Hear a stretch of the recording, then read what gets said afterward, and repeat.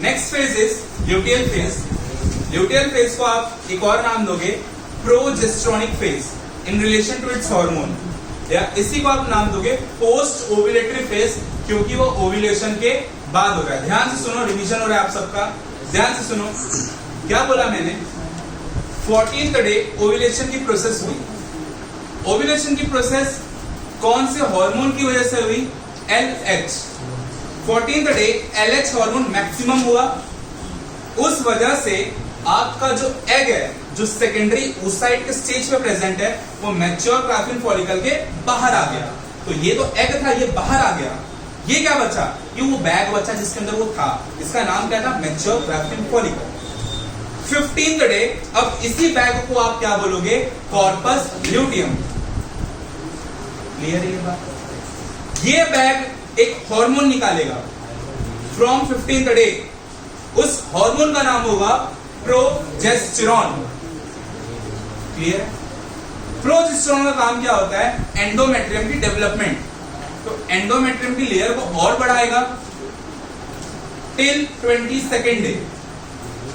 22nd day अगर sperm नहीं आया तो, कंडीशन क्या है? अगर स्पर्म नहीं आया तो, फर्टिलाइजेशन नहीं हुआ तो, अगर फर्टिलाइजेशन नहीं हुआ, अंडे को स्पर्म नहीं मिला, ओवम को स्पर्म नहीं मिला, तो आपका कॉर्पस ल्यूटियम का दिल वहीं टूट जाएगा और कॉर्पस ल्यूटियम डीजनरेट होना चालू करेगा, छोटा छोटा होने लगेगा। बहुत छोटा हो गया 28 तारीख तक। अब आया पहला दिन। पहले दिन क्या होगा? कॉर्पस ल्यूटियम चेंज होकर क्या बन जाएगा? Corpus albicans. Corpus luteum yellow colour का होता है, कॉर्पस एल्बिकम व्हाइट कलर का होता है। तो येलो कलर से अब वो किसमें चेंज हो गया? व्हाइट कलर में। और कॉर्पस एल्बिकम कुछ भी नहीं निकालता। अगर कॉर्पस एल्बिकम कुछ भी नहीं निकाल रहा है और कॉर्पस ल्यूटियम क्या निकाल रहा था? प्रोजेस्टेरॉन। तो पहले दिन कौन से हार्मोन की सबसे ज्यादा कमी हो जाएगी? प्रोजेस्टेरॉन, क्योंकि अभी तक उसको निकालने वाला था, लेकिन पहले दिन तो उसकी मृत्यु हो गई, वो मर गया। कौन आ गया? उसका भूत, कॉर्पस एल्बिकम। क्या भूत कुछ निकालेगा? नहीं।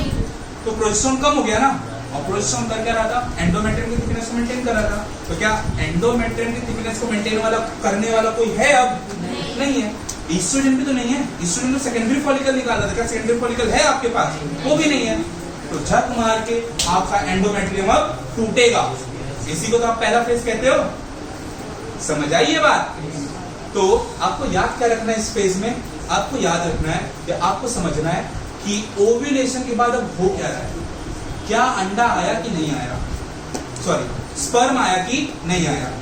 आपका मैच्योर ग्राफिन फॉलिकल बन गया आपका कॉर्पस ल्यूटियम। अब अगर स्पर्म आया और फर्टिलाइजेशन हुआ तो कॉर्पस ल्यूटियम वैसा ही रहेगा और प्रोजेस्टेरॉन निकालेगा, प्रेगनेंसी को सपोर्ट करेगा।